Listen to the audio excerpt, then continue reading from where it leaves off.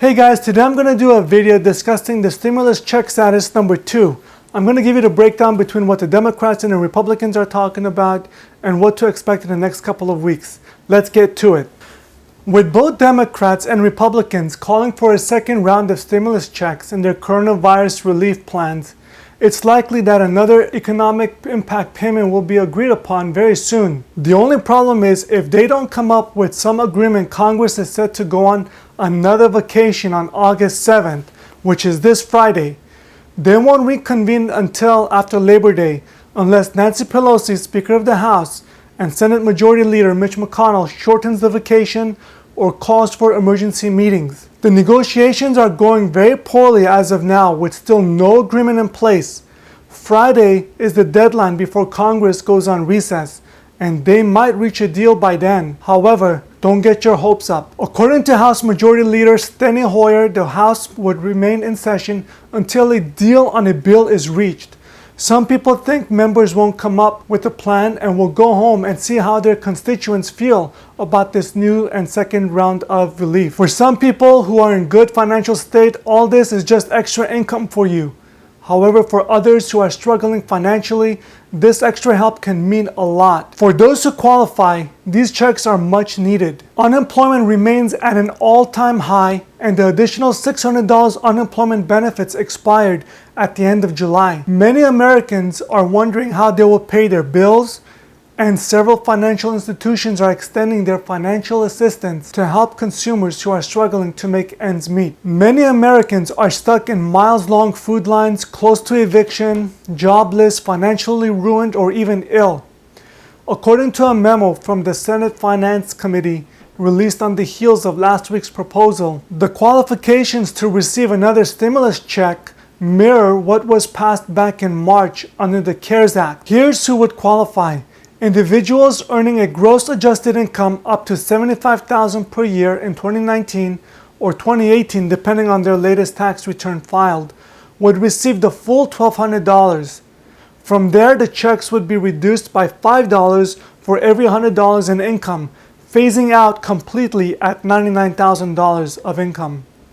Couples earning a gross adjusted income up to $150,000 per year in 2019 or 2018, depending on their latest tax return filed, would receive the full $2,400. From there, the checks would be reduced again by $5 for every $100 in income, phasing out completely at $198,000 of income. Individuals with dependents would receive an additional $500 for each dependent of any age. Under the CARES Act, dependents had to be under 17 years of age. Democrats proposed raising dependent pay to $1,200 for each and capping it at 3 dependents per household. Individuals with no income and those whose income comes from programs such as SSI benefits would still be eligible for the full rebate amount. Under the Senate's new bill, anyone who died prior to January 1, 2020 and anyone in prison would not receive a stimulus check. Leaders in the House, Senate, and White House are still debating key points of legislation. A group of Republican senators have proposed sending out $1,000 payments per individual as part of a bill called the Coronavirus Assistance for American Families Act, or CAAF. Under this proposal, a family of 4 would get $4,000, enabling families to get $600 more than they received in the stimulus checks under the CARES Act. Senators Bill Cassidy, Steve Daines, Mitt Romney, and Marco Rubio proposed sending $1,000 checks to all Americans, regardless of their age and dependent status. Unfortunately, if you are single, you would receive $200 less than the CARES Act, and married couples with no children would see a $400 reduction from the previous CARES Act. The CARES Act allotted $500 for dependents age 16 and under. The Republican-backed HEALS Act also allocates $500 for dependents of any age. It also aims to reduce the federal unemployment benefit from $600 a week to $200 a week. This would last until September 30, at which point it would be capped at 70% of the worker's regular weekly pay.